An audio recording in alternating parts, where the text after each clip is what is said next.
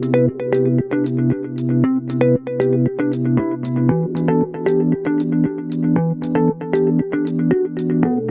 name is Mo Kadri. I'm a Senior Director of Major Projects at Agilitas Advisory. I'm here with Ron Loborec. Ron is the Managing Partner of Agilitas Advisory. He currently sits on the Energy Board of C.D. Howe Institute in Canada and has served as the National Partner in charge of Energy and Resources for Deloitte Australia and Canada for over a decade before launching Agilitas. Today, we're going to be talking about the recent thought leadership piece that Agilitas has put out on energy transition and how energy transition is now energy security, how energy security can also deliver lower carbon emissions and stronger domestic production. Ron, it's a pleasure to have you today and talk to you about energy transition in Australia and around the world. Excited to be here, Mo. And yeah, we really are going to focus on Australia now and energy security for Australia. So thanks for taking time to do the interview. Looking forward to getting this message out. So talking about Australia, why does Australia need energy security? I think everyone in Australia kind of knows the answer to that right now. And it is largely a factor of what's happened in the Middle East conflict. But geopolitics have changed forever, and Australia has realized now that although it's done a good job of grid modernization and renewables and harnessing a lot of those things that are easily available in Australia, we haven't really had a liquids policy, and by a liquids policy, it's become evident that Australia, as a big user of diesel, really needs to have greater reserves for its defence, for aviation, for farming, for trucking, for everything we use in everyday life, and it's a big miss. The good news is, in many other places around the world, ironically, places that we supply with the ingredients to make it, they do have energy security and are not reliant on old-fashioned crude oil refining. I've got to say, Mo, and this might be a surprise to a lot of listeners, you don't need crude oil to make diesel. And a lot of people say, what? Well, it's absolutely true. In California, not that consumers would know it, but they go to the petrol station and pump diesel. 70% of it is renewable diesel. We're going to talk about that later, and it does not come from crude oil. So yes, we need energy security, and probably more than any other country in the world, being an island and being where we are, and our love for aviation and everything, we need that product. And the good news is we can make it in a better way, and we're going to talk a lot about that today. So what might those solutions be? If you don't need crude oil to produce diesel, how could you produce diesel? Well, you can. Good question. Look, there'll be some detail behind this, but the two very, very likely solutions to this are called renewable diesel. Some people call it HVO. I'll call it RD, or renewable diesel, and SAF, which is short for sustainable aviation fuel. So both of those, the likely solution, like I said, they're used around the world, and we supply the key ingredients to those other countries that make them from our key ingredients. And yeah, what's your next question? Is renewable diesel like biodiesel, or is there a difference? There's a big difference. A lot of people talk about them, and we've seen biofuel strategies in Australia in the past. Look, biodiesel, and this is important, is basically in the same category as the sort of things that we do for passenger vehicles. So blended, it might be E10 or E15. When you go to the petrol station, you see that someone's put, ethanol into the petrol in the tank. The same with biodiesel. It's blended. It's definitely not the same product. It's a quasi diesel. Technically, it has oxygen in it, which over time attracts water. It creates storage problems. Needs different infrastructure at the petrol station. And honestly, the uptake in ethanol and biodiesel is not there. It's not. It's an uphill battle against consumers because of the differences and its weaknesses. It also has a lower energy content. I could go on, but it is not as complex or as good a product or as stable a product as renewable diesel, which is what we call a drop-in fuel, right? And And this is really important. You can only electrify so much. Heavy trucking and farming and agricultural and our very important defense and so on, they need diesel and aviation fuel, jet fuel again. They are very high energy needs, and you are going to need a product like diesel. And so if you are going to create energy security, you need a good replacement for that. Biodiesel is not that good replacement. Understandable. In fact, if I can just go on, and you'd probably do a better job of this than me, but basically the way renewable diesel is made is it's made with hydrogen, right? And the process is called HEFA. So technically it's hydroprocessed esters and fatty acids. What you're actually doing is you're combining hydrogen with, for example, tallow from the cattle industry, fats. And if you think about it, fat, we kind of know this. We don't want it around ourselves, but we know that fat is a store of energy. It's true. And if you go through that process of hydrotreating fat, hydrogen and fat, you actually break down the molecules, and eventually you're creating a product that at a molecular level is like diesel. And you can do that also for SAF, which you asked about earlier, the sustainable aviation fuel. It's just another more refined version of this new refining process. Now, in both cases, you can also use oil from seed. And Australia is a massive producer of canola oil, which I'm sure we're going to talk about. So by bringing together the hydrogen and these acids, you create a complete drop in fuel, which avoids crude oil altogether. So goodbye, Asian refineries. It was nice knowing you. Yeah, you touched on a point that I was going to get at next, and we talk about electrification and the complexities of electrifying heavy industries. Mm-hmm. HVO replaces that complexity for heavy hauling trucks, Mm-hmm. and SAF that we just mentioned replaces that complexity for aviation, sustainable aviation fuel. Mm-hmm. Electrifying heavy industries and the avionics sector would be extremely difficult for many reasons. But sustainable aviation fuel gets us one step closer to a more environmentally friendly transportation infrastructure for the avionics industry. So sure, maybe we could talk about SAF a little bit more and what it's all about and why it is a bit better than the current jet fuel solution. Oh, sure. Yeah, you're right. And hey, there's no electric planes yet, right? And although, look, anything can happen in the future, no one's really talking about planes being powered by batteries. And again, that's why petrol demand has fallen in Australia. Electric vehicles have gone so far, but diesel demand goes the other way. And so we've really got to come in and focus on diesel and jet fuel. So now renewable diesel and SAF. So look, both of these, you mentioned they're better environmental outcomes. They are, but you know what, Mo, it's almost by accident. The title of our thought leadership piece is, the energy transition is now energy security. It's very true. We're not doing this to lower emissions, right? That actually happens by accident. It is a wonderfully good outcome, but it is a byproduct of all of this. And whether you're making it from grey, blue, or green hydrogen, they're all different forms of hydrogen, and Australia can make all of them. And because of our renewables, we're particularly good at making green hydrogen. But the important thing here is that we get energy security because we can make it at home. And we get the labour to make it home, and we keep the technology to make it at home. We get the GDP at home, and we do it at lower cost. Now, SAF is a drop-in fuel for jet airlines, just like renewable diesel is for diesel. Sustainable aviation fuel, plane flies the same way, and they have very, very strict standards. As you'd expect, if you're a customer on an airline, you don't want anything that's going to, not react well with different environments. But it's funny, I'll tell you this: these replacements actually have better ignition points than standard diesel or jet fuel. They perform better as fuels. And there's no way that any airline industry in the world would allow this to happen if there was any risk to passengers. It's a better product.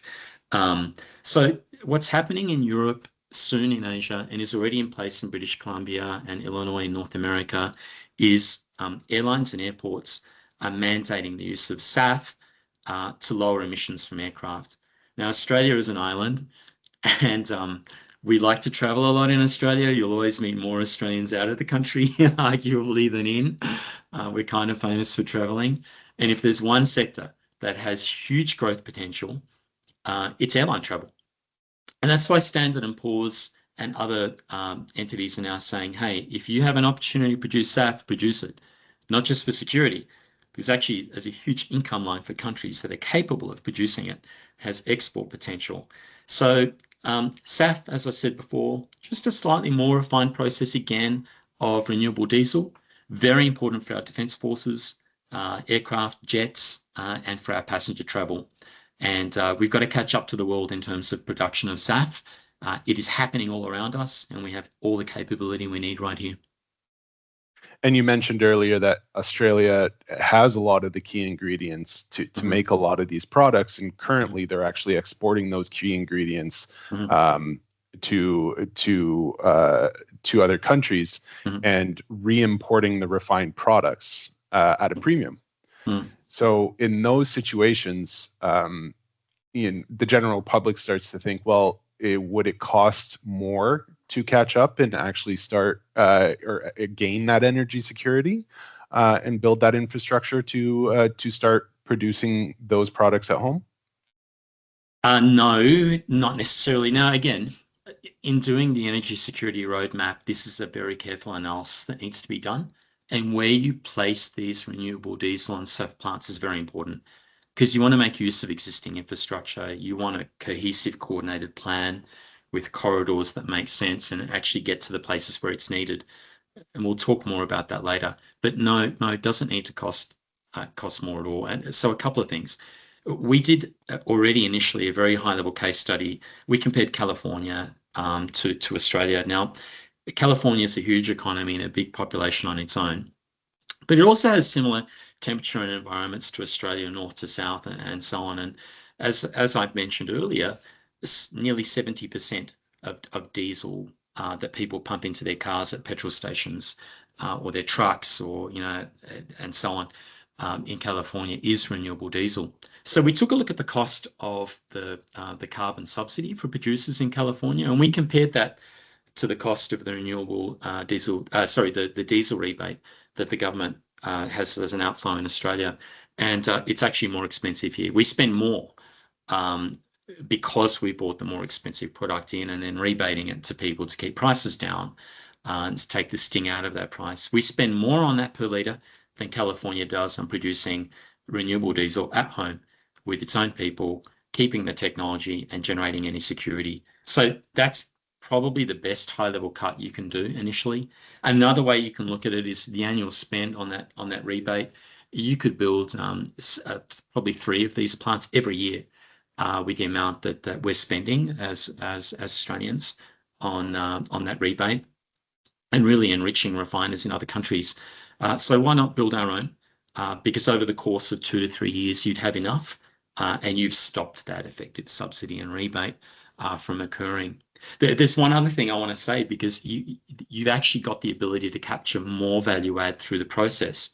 So I just returned from St. Louis, where there's a huge renewable diesel and farming and agricultural community in the Midwest in the United States, and they've been doing this since the 80s. The average farmer achieves a 2 to 15% increase per bushel for their products, whether that be canola or corn or any other product that you would use in this process. And that's good news for our farmers, because instead of selling it en masse overseas, you're keeping it at home. We just need the right policies for that. And then also the aggregators, like the Grain Corps of the world, we need more processing plants to make the oil and the meal for food, oil for these renewable diesels and SAFs. And all else equal, they make more profit by having more processing plants. And that inherently, that's obvious because they're adding value. So again, everyone through the chain is adding value and keeping it at home. And let me say, not just the construction of these facilities, but the ongoing jobs that we create from having these at home. And again, this is all about energy security, but look at these accidental outcomes: more employment, more value add through the whole process, lower emissions, as you said. It's a good outcome. So again, long-winded answer to your question: more work has to be done, but inherently, this is a winning solution. Yeah, it's interesting to hear that it's the value chain strengthens throughout, and Yep. it's not, the conversation is now not about any energy security. It's about security in general. Yeah. So that's very interesting. You mentioned a roadmap. What importance does a roadmap have in this situation? Well, a lot of people are talking about renewable diesel or SAF now. Well, not a lot, more would be better. But here's the point. Australia has a real strength because it has a strong federal government, and a federal government has the ability to oversee all of the states, and look, things tend to cross borders. And a state can't be blamed for living within its mandate. And so we see grants and policies and certain initiatives happening. But what really scares me as an energy guy is I don't like the concept of stranded assets or assets that are just serving necessarily one community. It's like having a shared swimming pool. It just makes sense sometimes to have a lot more people drop in and use something, even if it's at a border of many crossroads. The federal government has the ability to take this helicopter view and finally do a good study, a national study in a quick time frame to take a look at where these make sense. And then, perhaps with our help, create the right policies, capital stacks, accelerators, and penalties if needed to encourage industry to stick to that roadmap. Now you can't force industry to build something here or there, nor would you want to. We're not that sort of economy in Australia. But by creating the right incentives, capital dances, and these things aren't cheap. So you can bet your bottom dollar that you are going to end up with a cohesive and more coordinated infrastructure. And that map itself is going to take into account where we have existing rail, where we have existing power, where we might have more gas, or we could get hydrogen, or we can marine things around to get to the sources of demand and where people will need these fuels. By having that coordinated map, we can achieve lowest costs and best outcomes. And one other thing, right now here in Canada, we have a relatively new Prime Minister, Carney, and he's established a project management office. And that project management office is accelerating key infrastructure projects, eliminating red tape, encouraging First Nations involvement, all sorts of things where, at the end of the day, it accelerates the outcomes for things that are important to the country as a whole. And it reminds me of a time when Australia got behind an NBN, a national broadband network, and really planned how it was going to roll out something as a country. Or even when we first captured the LNG market, when Qatar had all of it and Australia had none. We went out in a concerted way and we got this market. It's time to do that again. That time is right now. And that's what this roadmap, this energy secure roadmap, that's what it would deliver. So looking onto the horizon, what would be next after that roadmap? More of these podcasts, Mo. No, but seriously, there is an energy literacy thing here. Like people, often are surprised to hear that you don't need crude oil to make diesel. They're surprised to hear that, oh my gosh, are you telling me that we export 80% of our canola in Australia? I go, yes, we do. Are you telling me that Australia is the biggest exporter of fat in the world? Yes, we are. And I look at those metrics and I think, oh my gosh, why are we doing this? Like keep it here. The biggest value add is to build energy security and employ local people and have our own technology and never have these depleted reserves again, right? And so I think part of what you're going to hear about is more energy literacy and when we export 80% of our canola and do you think those people eat that canola or use that oil? No, they're making it into renewable diesel mode. And so, I think what we want, and who is we? We are the Energy Secure Alliance. What we're trying to do right now, and we're very determined to do this, is as we lobby government and as we try to get this energy security roadmap in place, we want, the biggest players in industry that really need this security to keep Australia pumping and to keep our jobs local and to give us energy security. So we're talking, defense, we're talking trucking, we're talking farming, we're talking cattle, we're talking, Coles and Woolies and Ozpost with their big trucks and mining and gas, all of these players that need diesel and need this better solution, and Qantas and, Jetstar, all those, the airlines and our jets and our defense forces. These are the ones that we need on this alliance right now to speak to government and to say, hey, it's time. We need a national plan and we need the right policies in place. The same policies that we see in other countries around the world, the countries that we are supplying right now with energy security, let's keep it home. Let's make this right for Australia. Let's make it right now. And we want the government to hear that loud and clear. And we think that by getting this coalition of the willing, this energy secure alliance together, that's what you're going to see next. That's inspiring. I look forward to the next steps and hearing more about it on our future podcasts. Thanks, Mo. That's great. Thanks for your time today. Thanks, Ron. I appreciate it as always.